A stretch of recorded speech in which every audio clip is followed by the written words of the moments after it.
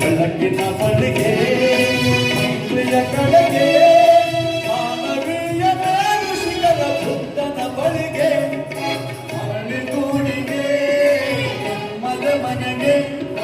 ನೆಮ್ಮದಿಗೆಡೆಗೆ ಜ್ಞಾನದ ಕಡೆಗೆ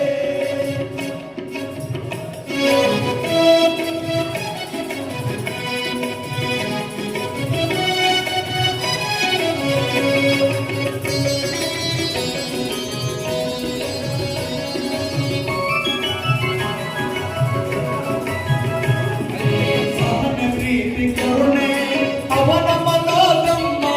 ಸಕಲ ಜೀವ ಜನಗಳಿಗೂ ಮುಕ್ತ ಪರಬ್ರಹ್ಮ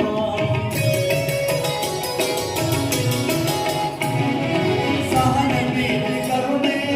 ಅವನ ಮನೋಧಮ್ಮ ಸಕಲ ಜೀವ ಜನಗಳಿಗೂ ಮುಕ್ತ ಪರಬ್ರಹ್ಮ